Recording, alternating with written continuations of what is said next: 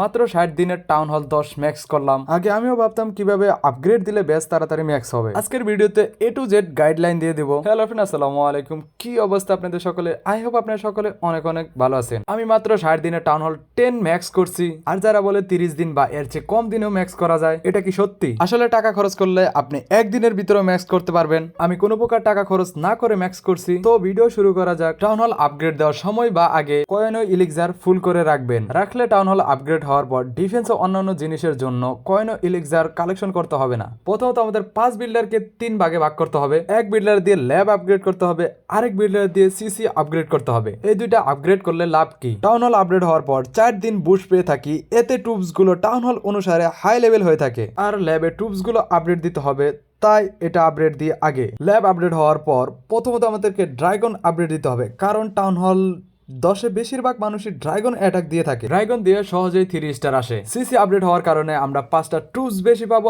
আর একটা নতুন মেশিন পাবো। আর এই মেশিনটা থাকলে আপনারা টাউন হল 10-এ ইজিতেই 3 স্টার আনতে পারবেন। এই গেল 2 বিল্ডারের কাজ। এরপর বাকি 3 বিল্ডার দিয়ে সবকিছু নামিয়ে নেবেন। নামাতে সময় লাগবে মাত্র 2 দিন। টাউন হল 10-এ আমরা নতুন 2টা ইনফার্নো টাওয়ার পাই, যা নামতে সময় লাগে 2 দিন। এরপর পাই একটা এক্সব্রো আর একটা বোম টাওয়ার। এই দুইটা নামতেও সময় লাগে একদিন করে। তাই 3 বিল্ডার দিয়ে 2 দিনে সবকিছু নামিয়ে নিতে পারবেন। আর যা পাওয়া যায় তা নামতে বেশি সময় লাগে না। প্রথম 2 দিন এই সিসি ল্যাব আর সব ডিফেন্স নেমে যাবে। 2 দিন পর 5 বিল্ডার আবার খালি হয়ে যাবে। 5 বিল্ডারের এক বিল্ডার সব সময় হিরোদের জন্য রাখবেন। হিরো হল আপগ্রেড করবেন আর ওই বিল্ডার দিয়েই হিরোদের আপগ্রেড করতে থাকবেন। টাউন হল 10-এ হিরোর লেভেল 30 থেকে 40 পর্যন্ত আপগ্রেড হয়। এক বিল্ডার দিয়ে 2টা হিরো আপগ্রেড হইতে 60 দিনের মতো সময় লাগে। আর বাকি 4 বিল্ডারের ভিতরে 2 বিল্ডার দিয়ে ইনফার্নো টাওয়ারকে আগে আপগ্রেড করতে হবে। এর কারণ হলো টাউন হল 10-এ যতগুলো ডিফেন্স আছে সবচেয়ে থেকে বেশি ড্যামেজ দিয়ে থাকে ইনফার্নো টাওয়ার। আর বাকি 2 বিল্ডার দিয়ে এয়ার ডিফেন্স আপগ্রেড দিবেন। এর কারণ হলো টাউন হল 10-এ বেশিরভাগ অ্যাটাকে এয়ার অ্যাটাক দেয়। তার জন্য আপনি ডিফেন্স যেন একটু শক্ত দেখায়, সেই কারণে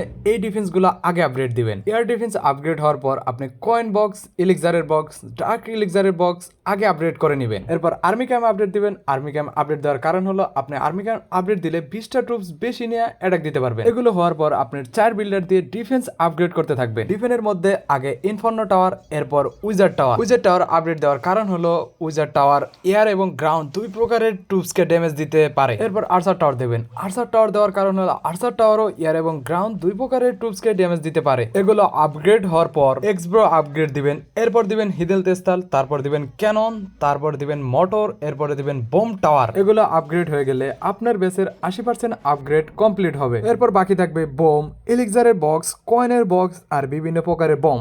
এগুলা আপগ্রেড দিয়ে দিলে আপনার 95% আপগ্রেড কমপ্লিট হবে। আর বাদ বাকি 5%-এর ভিতরে সব অল আর হইলো 2টা টুপসের বক্স আনলক করতে হবে। টাউন হল 10-এ 3 স্টার আনার জন্য ড্রাগন অ্যাটাক হলো সবচেয়ে থেকে সহজ অ্যাটাক, সেই কারণে বক্স 2টা আগে আনলক করি নাই, সর্বশেষে আনলক করা হলো। আর এই ছিল টাউন হল 10-এর A to Z গাইডলাইন। যদি ভিডিওটা ভালো লাগে অবশ্যই একটা লাইক করবেন আর চ্যানেলে নতুন হলে সাবস্ক্রাইব করতে ভুলবেন না।